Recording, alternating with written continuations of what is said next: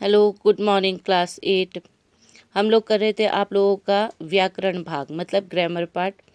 Reader आप लोगों का हो चुका है T1 का सिलेबस। अब है व्याकरण पार्ट। व्याकरण में आपको ग्रामर में जो आपका दूसरा है, कल हम लोगों ने किया था विशेषण, आज हम करेंगे क्रिया। देखो बच्चों, क्रिया में क्या है, पहले क्रिया किसे कहते हैं? जिस शब्द से किसी कार्य के करने या होने का बोध हो उसे क्रिया कहते हैं। जो कोई भी शब्द से हमें काम के होने का पता चले कि काम हो रहा है, काम किया जा रहा है, वहाँ पर क्रिया होती है। जैसे एक एग्जाम्पल इन्होंने दिया, राधा पढ़ती है, मोहन खेलता है।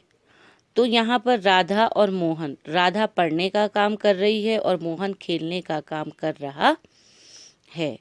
तो यहाँ पर काम हो रहा है, इसलिए ये क्रिया शब्द है। क्रिया के भेद कितने होते हैं? देखिए, कर्म के अनुसार क्रिया के मुख्यतः दो भेद होते हैं। हमारे काम के हिसाब से क्रिया के दो भेद होते हैं। पहला होता है सकर्मक क्रिया और दूसरा होता है अकर्मक क्रिया।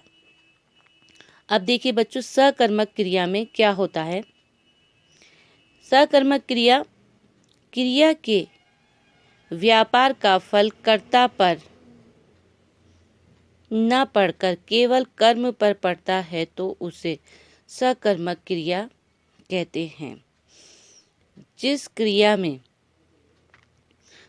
जो काम कर रहा है, जो करता है, करने वाला है, उसको उसका फायदा ना मिलकर कर्म पर, करने वाली चीज पर उसका फल पड़ता है, उसे हम सकर्मक क्रिया कहते हैं। जैसे कमला पुस्तक पढ़ती है। कमला क्या काम करती है? पुस्तक पढ़ने का काम करती है। देखिए, अब इसमें काम तो कमला कर रही है, कर्ता जो है वो कमला है। कमला पुस्तक पढ़ती है, लेकिन काम जिस पर हो रहा है, हो किस पे रहा है? पुस्तक पर हो रहा है। ठीक है, पुस्तक पर काम हो रहा है तो इसका जो फल है वो किसको मिल रहा है? पुस्तक को मिल रहा है।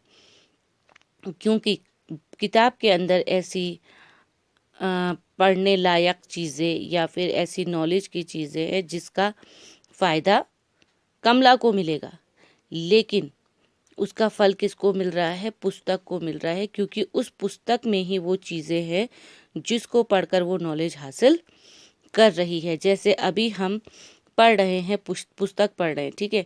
इसमें जो ये बातें लिखी हुई हैं हमारे समझने के लिए लिखी गई हैं, तो हमारा पढ़ने का फल पुस्तक को मिल रहा है, क्योंकि इसी के ज़रिए हमको ये नॉलेज मिल रही है। इसलिए ये सकर्मक क्रिया है। कमला पुस्तक पढ़ती है, इसमें कमला ने काम किया पुस्तक पढ़ने का, इसलिए फल गया पुस्तक को, और इसलिए ये सकर्मक क्रिया हो गई। अब है हमारा दूसरा है अकर्मक क्रिया। तो देखिए, अकर्मक क्रिया में क्या है? अकर्मक क्रिया, अकर्मक क्रिया क्या है?